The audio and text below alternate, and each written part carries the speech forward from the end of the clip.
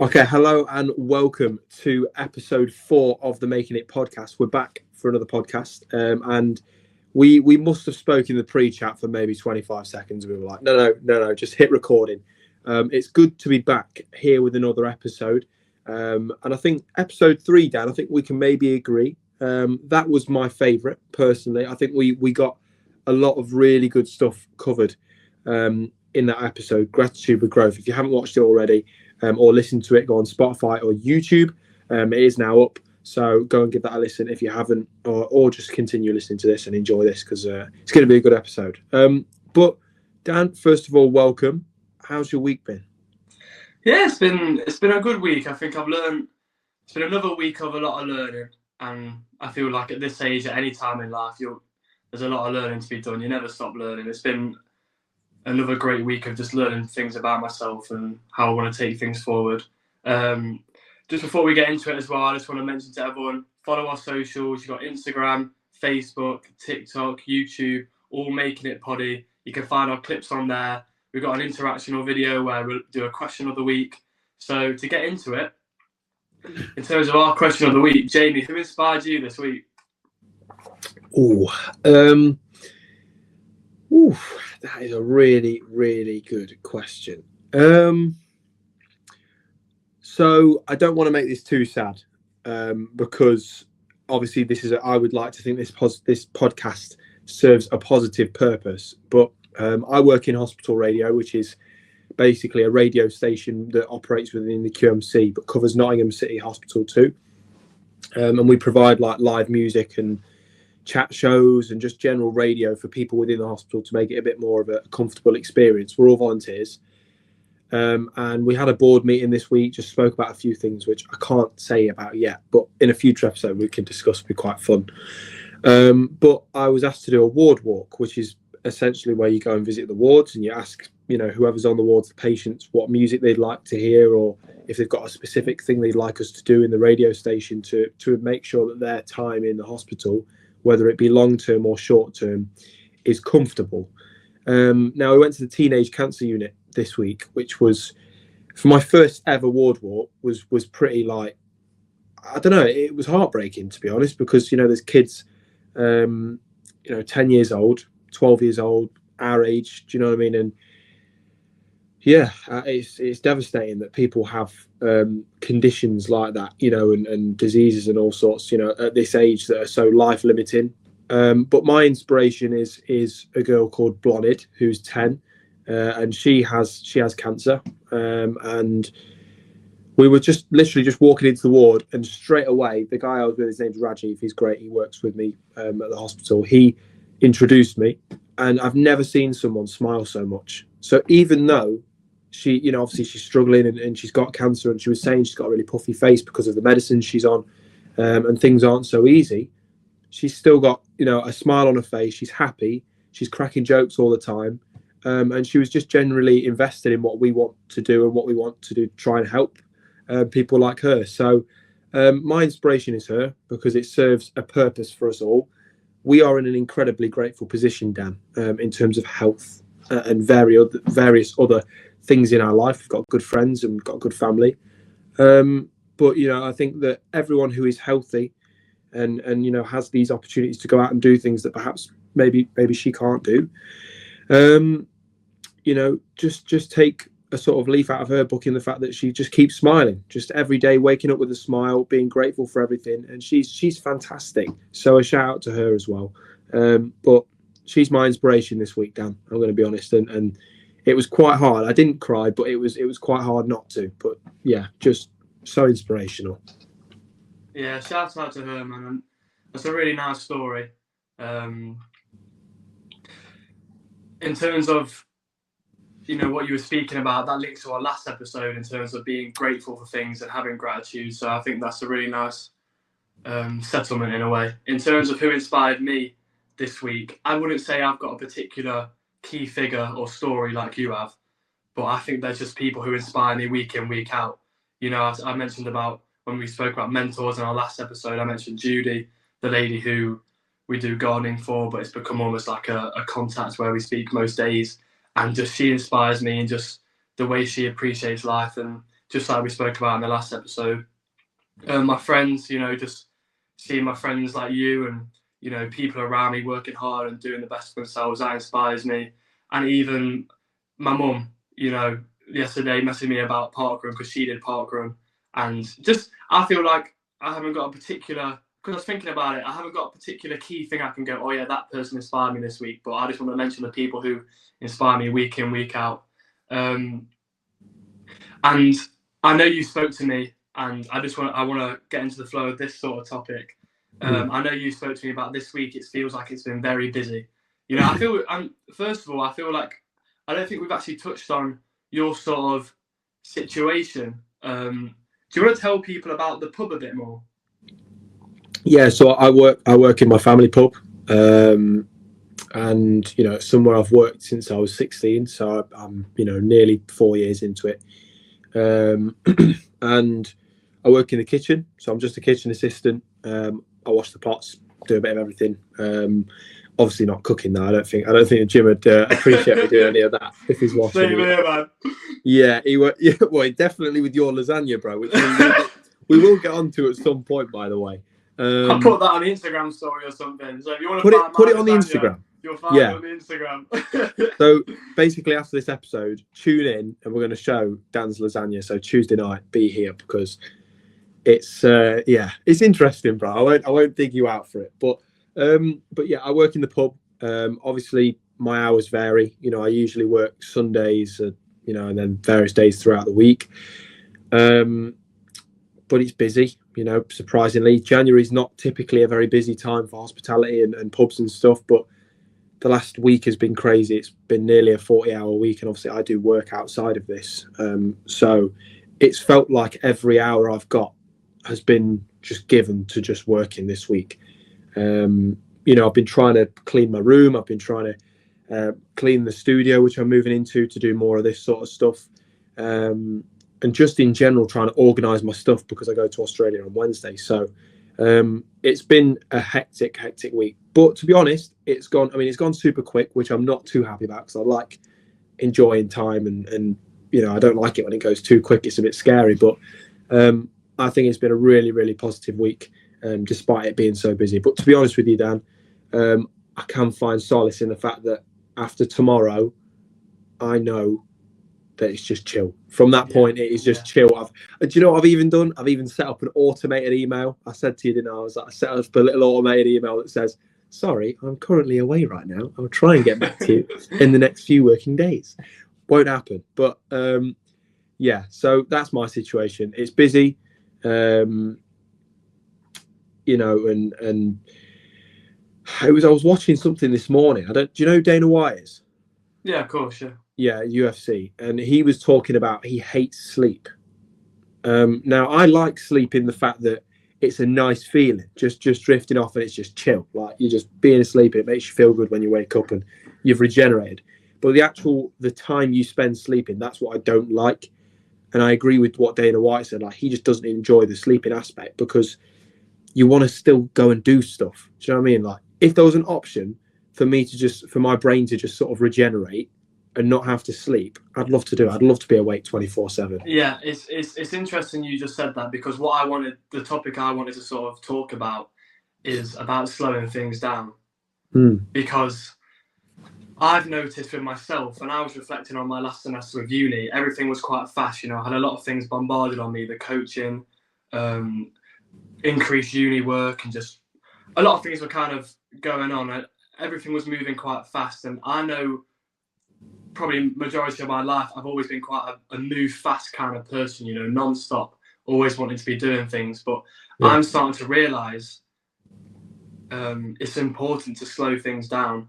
You know, it's very interesting what you just said there because, you know, I do think there is this sort of, it's not a movement obviously, but you know, you see on like these videos on social media like TikTok, Instagram, you know, don't sleep, you know, always working, never rest, don't socialize, lock in, do nothing but work.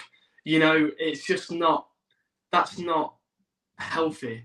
And my mum once said to me, and I still need to take this lesson on a bit more, is tread with life. You know, sometimes just slow things down a little bit embrace it and take it on a little bit more. You know, it's like this morning. I'll be honest with you. This morning, I've had one of the laziest mornings of my entire life.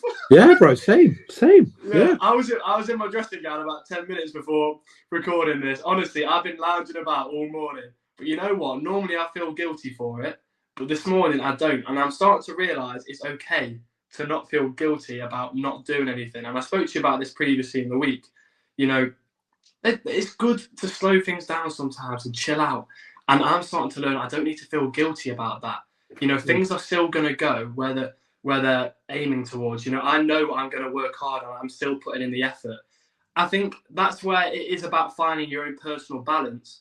You know, before I ask you the question, how do you think you would like to slow things down, or how you like to slow things down? I think a good sort of strategy towards slowing things down is finding your sort of balance. You know, find those times where you take action, because there will be some people, and I'm not trying to like have a go at people or whatever, but there will be some people who don't actually do much and they don't work hard and they do lounge about, and that doing nothing is actually laziness. But then there's other people who are always working and they feel guilty for chilling out. It's about finding that balance of action and relaxing. You know, I mean, I'm still on that journey of finding out how to sort of switch off. You know, I struggle to switch off. Have you found any particular techniques in how you like to switch off, or you like to slow things down at all?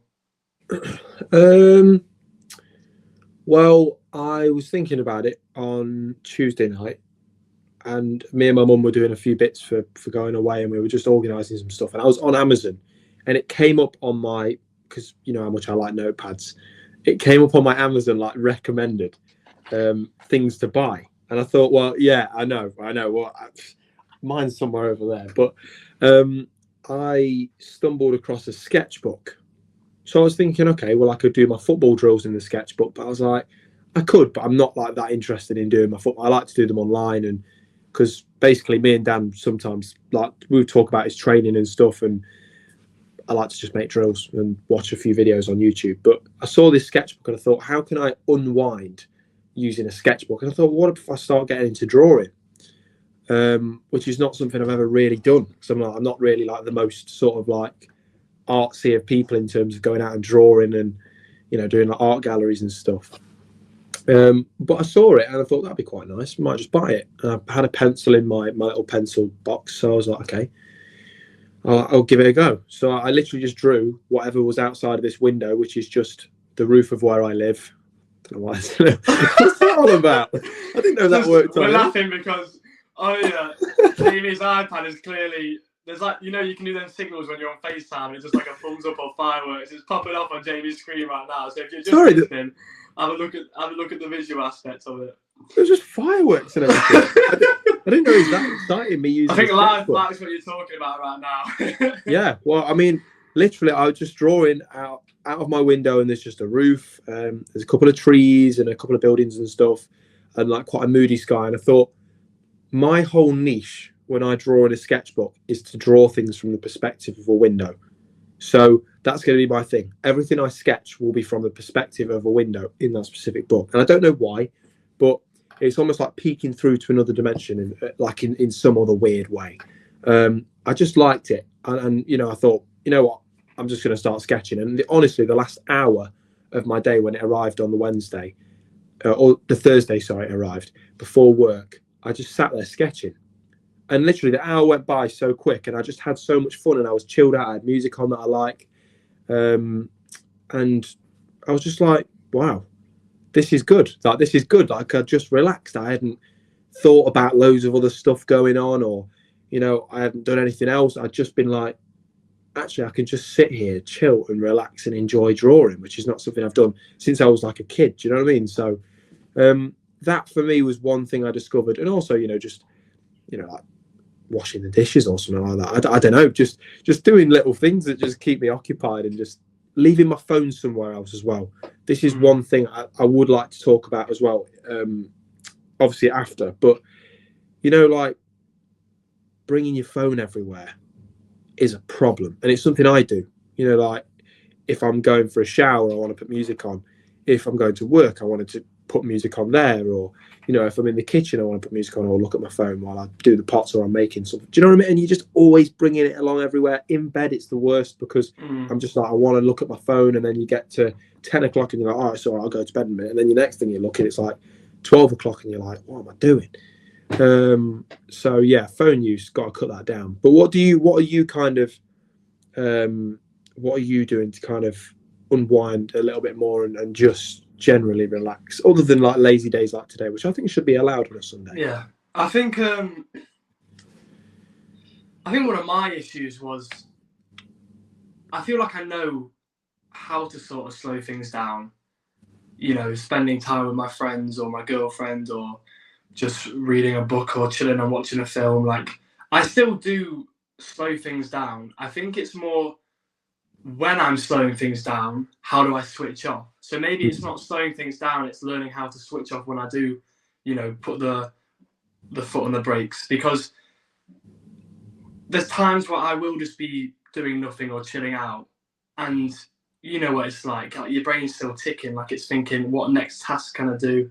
What next thing can I tick off the list? You're sort of feeling like, oh, I need to be doing some sort of action. So I think in terms of things I like to do to slow things down, like I mentioned before, watching a film, spending time with friends, reading a book, watching a YouTube video, or just like, I don't know, going on a nice little walk sometimes is nice, or doing a little, what do they call, running errands? That's quite nice. When you just go and do like a little thing, maybe get some bread from the shop, And I think it's learning just, I need to learn how to not feel guilty about slowing things down. And I think maybe, let's say that was early in the week, I was spending some time with my girlfriend, and I got a little ping on my phone about a message about coaching. And I saw that, and it's like, I should be relaxing, spending time with her, but I'm thinking, oh, coaching, what can I be doing next? I think it's sort of when maybe the distractions are coming in when I'm supposed to be slowing it down, just push them to the side for a little bit and not feel guilty about that. It can be done a little bit later.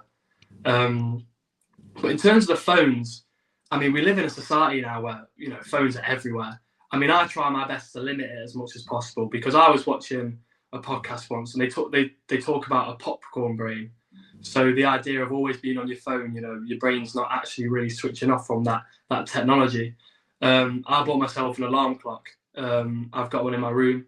So when I'm back at home, when I'm in my uni house, I don't really like to leave my phone in the living room. I don't know why, but when I'm in my house back at home, I'll put the phone downstairs on charge, and I'll have my alarm clock in my room, so that'll wake me up. Here we go, the thumbs up. How's he doing it? Yeah. I know. But I think the phone thing is very interesting, because I listened once, and they speak about having a relationship with your phone. We don't think about objects as, we're in a relationship with them, but we spend more time with our phones than a lot of our friends. Do you know what I mean? Or a lot of people. That's a serious thing. And I was part of a study last semester, and this lady, I was on a call like we are right now, and she was asking me questions, and she said I'm already quite mindful about it, but she was trying to find strategies to help those who are lost in that trap of scrolling and being on their phones. At that point, she hadn't obviously figured out yet what that strategy is. She was just gaining the information. But I think it's learning to set boundaries with your phone. Don't go on your phone while you're eating. A lot of us go on the phone when we're just sat in the toilet. Try to limit that. Like, maybe don't go on your phone like an hour before sleep. Like, set yourself boundaries. If you are someone who struggles and they're always on their phone, set yourself boundaries and listen, give yourself some slack. You're not going to be able to go straight into it straight away.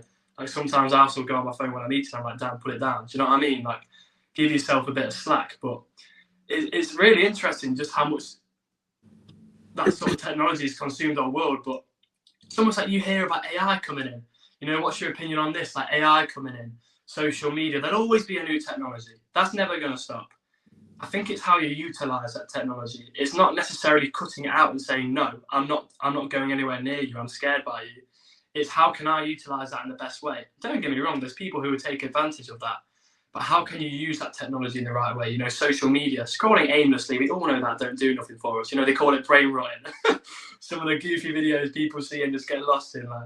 But how can you set a nice boundary with that, or utilize it in the right way? What do you think about when a new technology comes in, like AI, and people have a right to go at it and say, look, I don't want that controlling my life. But, if you utilize things in the right way, don't get me wrong, you're never going to be able to block out those people who want to take advantage of it. But do you get where I'm coming from? What sort of perspective do you have on that? You know, like I would say that I'm quite like invested in learning about new tech, and I enjoy reading about it. And that's one of the things, like football, tech, and business are the three things that I like to have in the news that I will read. Not like Molly May splitting up with Tommy Fury or whatever. I can't believe that actually. A documentary's out. You tuning in? Documentary. I mean, are we being serious now? You know, I just think these things should be private. But anyway, I think that when it comes to AI, it's always a case of like someone saying, "Oh, you've got a nasty dog." Well, you don't. It's always the person who raises the dog and has control of the dog that makes the dog nasty. It's the same with AI. If we have bad people in control of AI, bad things are going to happen. But the average people like us, I would say we're going to use it for good things. I mean, I already use AI for, you've already heard it, for like new projects that I'm working on. And I'm going to use AI to help me with the hospital radio stuff, organising things for me and making things for me, because it saves time. So because we live in a gig economy where everything is about time and being quick and fast, and now you sort of have to work with that, which is hard to obviously go with the other points. It's hard to live in this society and do the things that we'd like to do in terms of slowing down and unwinding. So, but with the phone stuff, you know, I think I've definitely got a problem with being on my phone for too long. I'll admit that openly, but I have set myself the target of when that plane leaves on Wednesday and I'm out there, the only time I've got my phone to use is for when I'm taking photos. I brought a camera with me. I've brought a GoPro. I'm bringing a GoPro with me. Being a little like mini mash tag sort of thing. But I've set myself the target. I'm not going to bring my Apple Watch with me. You know, I don't think I need more technology on me. So yeah, I'm going to try and have it on silenced if I can. But to be honest, what else do I have to focus on? I'm on holiday. I'm in the place I've always wanted to go to. I'm with my mum. You know, I'm with my mum's friend who, you know, has not been very well for a while, and my mum hasn't seen her for 20 years. In my opinion, there is no better time to start than then. And I know it's easy for me to go, all right, I'll just start then. And like we spoke about in the second episode, like kind of kicking the can down the road with things like that.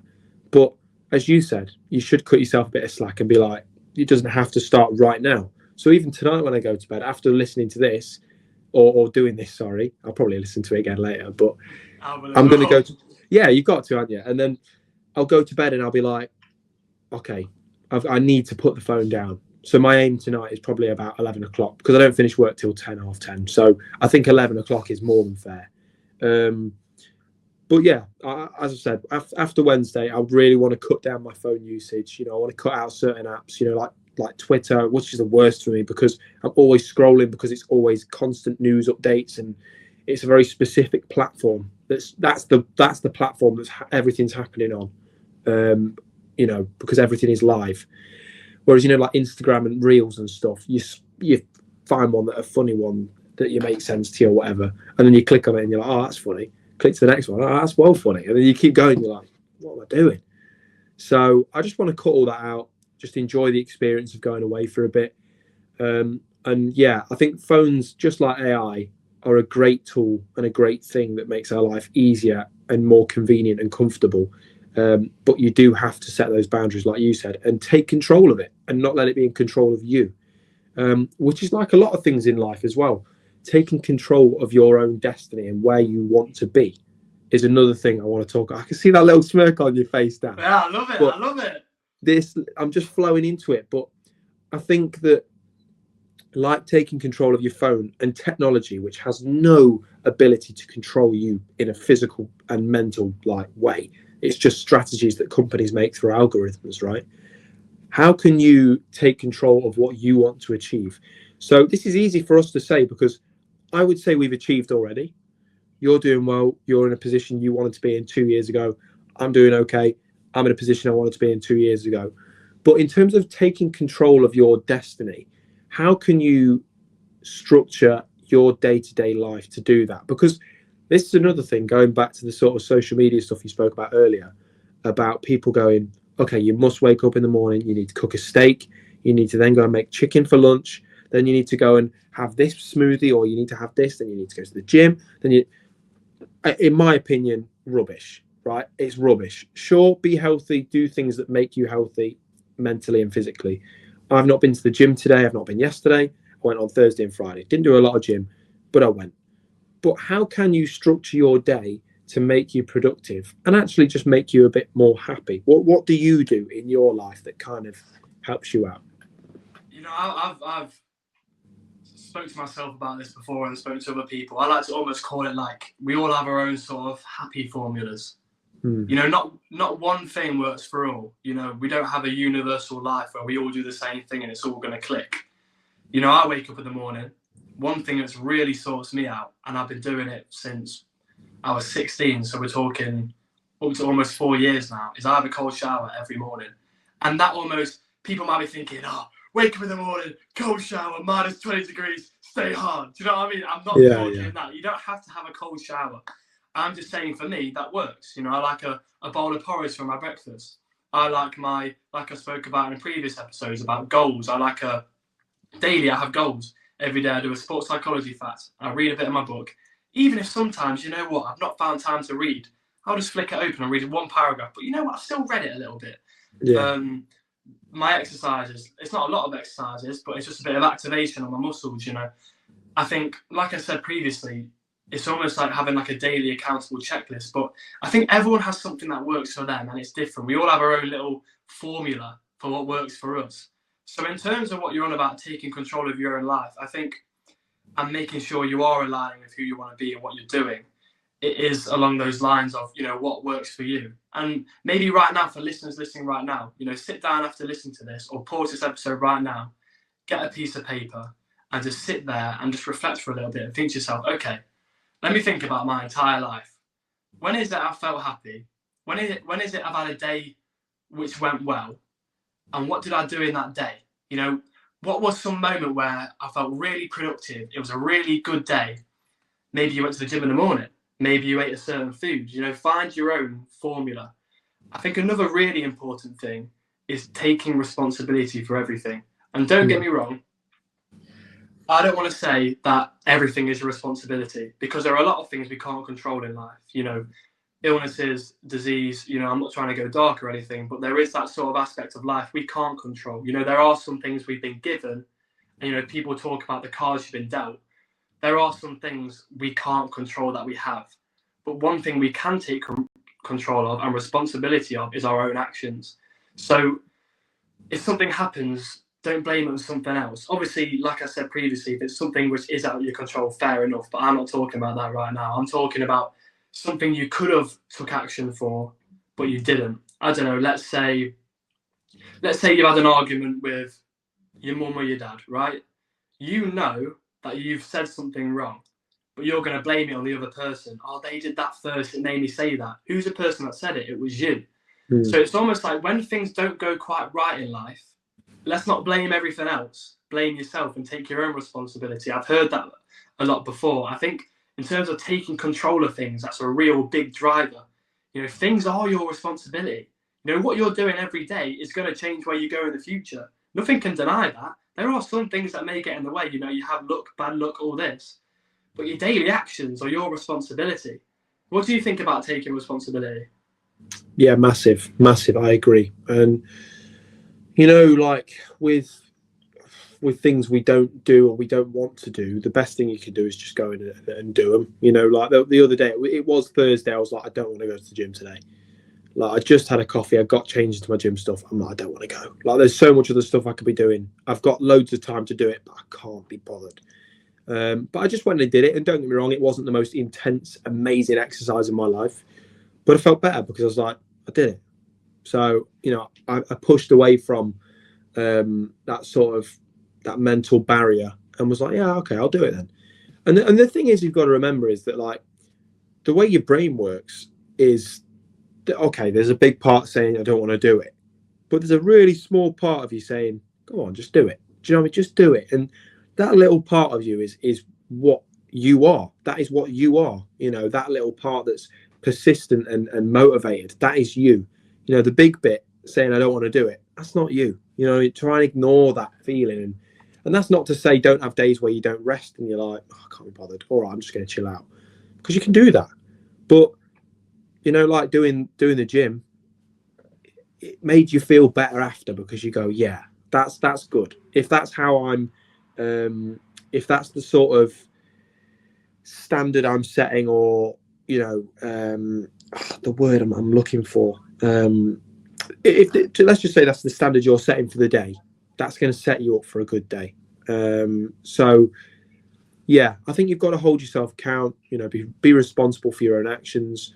Don't be too harsh on yourself, you know, and that's what I will do today, because, you know, as I say, with the phone thing, I'm going to make myself responsible. It's my fault I go on my phone. You know, it's not the fault of whoever sends me a funny reel at 1 a.m, you know, like Aaron, or or like a UFC thing, Aaron. But you know, it's not their fault. It is my fault, because I open it and I'm like, oh, you know what? I want to send Aaron a funny one now. I want to send whoever a funny one now, because they've sent me one. And it's wicked. But yeah, you know, it taking responsibility is not easy, because you do want to just blame everyone else. And bro, I used to be quite bad for it. Just be like, oh, it's not my fault. It's not my fault. I've got this on. I've got that on. At the end of the day, if someone says that to me, I've got this on, I've got that on, and we agreed to do something, I'm like, I don't really care that much. You've agreed to do something, so you should do it. So why shouldn't I hold myself to the same account? You know what I mean? Yeah. One thing you said there, which was really good as well, is understanding that some of those thoughts aren't you. I think when you said that, I was like, yeah, he's hit the money on the head there, because we have to understand as well as people, we have a lot of thoughts that come into our head which aren't us. Bro, if I could choose my thoughts, I'd be the happiest man alive. It's not how it works. It's how you react to them. So I think, sorry, I didn't want to cut into what you were about to say there, but I really wanted to, just when you said that, it's not you. You know, when you feel like you're beating yourself up because you got that person in your head that's telling you those negative things, you know, you don't, listen, like we said earlier, cut yourself some slack. You don't control those thoughts, you know, but you can control how you react to them. If, you know, and it's really important to understand that all those thoughts aren't you, because obviously it feels like they are because they're coming through your head, but just, I just thought that was a nice little thing just to touch on what you just said there. Yeah, but it's true. It's like that little piece of resistance in your mind is actually you. You know, and you should recognize that, because as soon as you start to recognize the doubts that come into your mind and the negative thoughts that come into your mind as who you are, that's the person that you will not become, but that's the sort of mentality that your mind will gravitate towards. So just listen to that little bit of resistance. You know, it's important. It's important.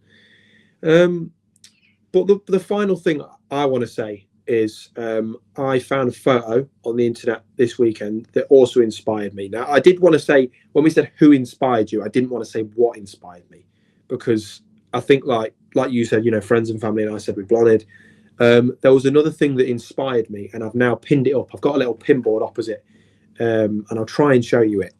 I've got a little pinboard opposite, and I can't really show you that, but this photo, if you can just about see it, it's not very clear.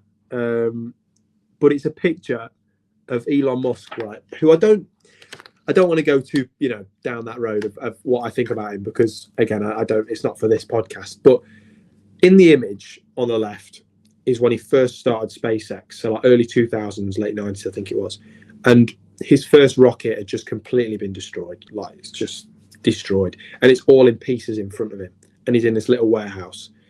The next picture is him launching, or his company launching, the third of their sort of sustainable rockets, which like the boosters like get caught by these. I don't know if you've seen the video, but basically they launched this huge rocket, the tallest rocket they've ever launched. It's like a 23-story building, and they've launched it into space. And you've got a booster, and you've got like the actual rocket. The rocket blew up; it didn't work out, but the booster came back down to Earth, and it was basically caught by these chopsticks, and they could reuse that booster again.